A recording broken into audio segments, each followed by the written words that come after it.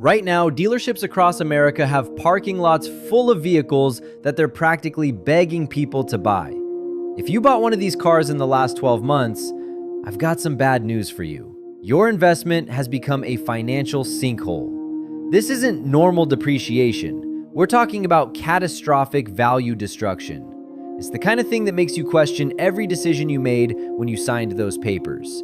Some of these vehicles lose 40 or even 50% of their value before you finish your second year of payments. And the worst part? Most buyers have no idea they're walking into a trap until it's too late. Today, I'm revealing 10 vehicles you should avoid unless you enjoy watching your money evaporate. Number 10 is the Ram 1500 Classic. Here's something most people don't realize. When manufacturers keep an old generation in production alongside the new one and call it the Classic, they're essentially admitting that they need a cheaper option to meet their sales goals. This strategy destroys value for everyone. The Classic is literally the previous generation of the Ram with a different badge, sold at a discount compared to the new model. Buyers who choose the Classic think they're getting a deal. In reality, they're getting an obsolete truck with outdated technology and safety features that depreciates from day one. Fleet sales and rental companies bought thousands of these trucks, and now they're flooding the used market. What do you think that does to the guy who paid $42,000 for his brand new Classic a year ago when you've got ex-rental trucks with 40,000 miles selling for $23,000? Number 9, the Mazda CX-90.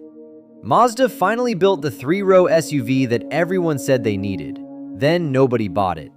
The CX-90 was introduced with a plug-in hybrid powertrain and an inline-six engine, polarizing choices in a segment where buyers prefer simplicity and proven reliability. The PHEV version confused customers who couldn't tell if they were buying an electric vehicle or a gas-powered SUV. The straight-six engine seemed like an engineering feat that didn't offer benefits that most buyers cared about in the real world. Additionally, Mazda priced it aggressively, putting it in direct competition with established Lexus and Acura models. Early depreciation numbers are brutal. 6-month-old models are listed for $8,000 to $12,000 below the original purchase price. Furthermore, Mazda lacks the dealer network and brand cachet to support premium pricing in the used market. 8th on the list is the Cadillac Lyriq. General Motors invested heavily in making this their flagship electric luxury SUV. It has a beautiful design, impressive technology, and competitive range numbers. However, they overlooked one critical factor. Cadillac's brand image has never recovered from decades of fleet sales and retirement community stereotypes. Younger luxury buyers don't see Cadillac as aspirational. They see it as what their grandparents drove. This perception problem quickly becomes a value problem. In buyers' minds, the Lyriq competes against the Tesla Model X, the BMW iX, and the Mercedes EQS SUV, but not in terms of resale value. A 1-year-old Lyriq depreciates at twice the rate of its German competitors. Certified pre-owned Lyriqs sit on dealer lots for months, while comparable European EVs sell in weeks. The vehicle deserves better, but the badge is holding it back. Number 7 is the Chrysler Pacifica. The minivan segment is shrinking, and the Pacifica is struggling to keep up. Soccer moms who would have bought minivans 10 years ago now buy 3-row SUVs because the stigma has won out. This leaves the Pacifica fighting for a smaller customer base, resulting in incentives and depreciation. However, there's an even bigger problem: quality issues at Stellantis. The Pacifica has been plagued by transmission problems, electrical failures, and infotainment glitches, prompting owners to flood complaint forums. When a family hauler becomes unreliable, its resale value drops significantly. It collapses. Trade-in values are down 28% year over year. The hybrid version, which was supposed to be the smart choice, is depreciating even faster because potential used buyers are scared off by repair costs. 6th is the Chevrolet Blazer EV. GM introduced this mid-size electric SUV to compete with the Mustang Mach-E and the Volkswagen ID.4. Then they stopped selling it, literally. GM halted Blazer EV sales after the launch due to severe software problems that prevented them from delivering vehicles to customers. By the time sales resumed, the damage was already done. Consumer confidence evaporated. Dealers didn't want to stock them, and early owners became cautious tales instead of brand ambassadors. Now you've got a vehicle with a tainted launch, questionable software reliability, and a market that's already skeptical of GM's electric ambitions. Resale values are speculative at best. Auction data shows massive variance because there's no established market baseline. If you bought one, you're essentially hoping GM's reputation improves before you need to sell. That's not a bet I'd take. Number 5, the Lincoln Nautilus. Lincoln keeps trying to convince people they're a legitimate luxury brand, and the market keeps reminding them they're just fancy Fords. The Nautilus is a perfect example. Nicely equipped, comfortable, loaded with features. But the badge doesn't command respect, and the resale value reflects that. Lincoln dealerships are rare, which means service and support are inconvenient for most owners. The brand has no aspirational pull with younger buyers, so the customer base is aging out without replacement. And Ford's tendency to heavily incentivize Lincoln products to hit sales targets means new vehicles are often cheaper than year-old used ones. That makes used Nautilus SUVs nearly impossible to sell at reasonable prices. Dealers won't offer competitive trade values because they know they'll sit on the lot.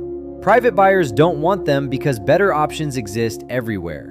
Number 4, the Alfa Romeo Tonale. Italian styling, plug-in hybrid technology, and a brand name that sounds exotic. It should be a hit, right? Wrong. Alfa Romeo's reputation in the US is built on unreliability, terrible dealer networks, and resale values that make German cars look like safe investments. The Tonale launched with quality concerns already baked into consumer perception before the first unit sold. And those fears aren't unfounded. Early owners reported electrical issues, infotainment problems, and build quality inconsistencies. Add to that the fact that Alfa dealers are sparse and parts availability is questionable, and you've got a vehicle nobody wants to own out of warranty. Depreciation is tracking at catastrophic levels. Some examples are losing half their value in the first year. That's luxury car depreciation on steroids, and it's only getting worse. Number 3, the Nissan Armada. Full-size SUVs are expensive to buy and expensive to own, which means they need to hold value to make financial sense. The Armada does not hold value. Nissan's brand reputation is in the gutter after years of subprime lending, rental fleet dumping, and reliability issues across their lineup. The Armada shares a platform with the Infiniti QX80, but without the luxury badge, it's stuck in no man's land. Too expensive to be a value play, not prestigious enough to be a status symbol. And with gas prices volatile and three-row crossovers offering better efficiency, the Armada's V8 feels like a liability instead of an asset. Used market data shows these depreciating 40% in 3 years. Dealers are offering trade values that feel insulting because they know they'll struggle to resell them. If you need a big SUV, there are better options that won't destroy your equity. Number 2, the Mercedes-Benz EQE. Mercedes finally went all in on electric vehicles, and the market responded with a collective shrug. The EQE was supposed to be the electric E-Class, the vehicle that proved luxury and EVs could coexist seamlessly. Instead, it became a case study in what happens when you charge six-figure prices for a vehicle that doesn't feel six-figure special. The styling is polarizing at best, controversial at worst. The interior, while high-tech, lacks the warmth and craftsmanship people expect from Mercedes at this price point. And the driving experience, despite impressive specs, feels isolated and disconnected. Early owners are discovering that resale values on luxury EVs are brutal because the technology becomes outdated faster than traditional powertrains. A 2-year-old EQE is competing against newer models with better range, faster charging, and lower prices. Depreciation is running 50 to 60% in the first 2 years. That's financial carnage. And number 1, the Fisker Oce. If you bought this vehicle, I'm genuinely sorry. Fisker went bankrupt, leaving owners with vehicles that have uncertain software support, questionable parts availability, and resale values approaching zero. Some owners can't even give these away. Dealers won't take them on trade. Private buyers won't touch them because nobody knows if they'll be serviceable in 6 months. This is what happens when you buy from a startup with shaky financials and no backup plan. The Ocean might have been a decent vehicle on paper, but without a company standing behind it, it's worthless. If you own one, your best bet is to drive it until the wheels fall off because selling isn't an option. And if you were thinking about buying one of these used just because the price looks tempting, remember this: cheap doesn't always mean smart. Sometimes cheap means hidden problems, poor resale value, and a long-term financial burden that follows you for years.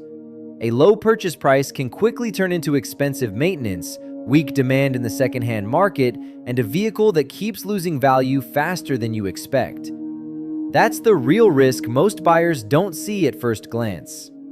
So there you have it, 15 vehicles that are actively destroying owner equity right now. The used car market is brutally honest. It doesn't care about marketing promises, flashy features, or brand image alone.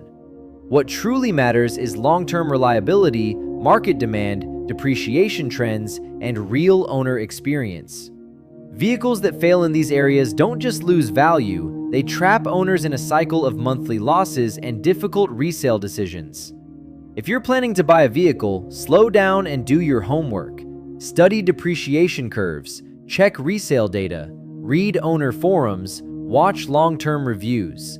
Understand what happens to that car after 3, 5, even 7 years, not just how it looks on day one. Because the wrong choice doesn't just cost you money today, it costs you every month through lost value, higher expenses, and the stress of trying to get out of a bad deal. Some vehicles are exciting at first, but expensive to escape later. Which one on this list surprised you the most? Have you owned a car that lost value faster than you expected? Share your experience in the comments. Your story might help someone avoid the same mistake. And if this video helped you think twice before making a costly decision, send it to a friend or family member who's currently car shopping. Thanks for watching, and I'll see you in the next video.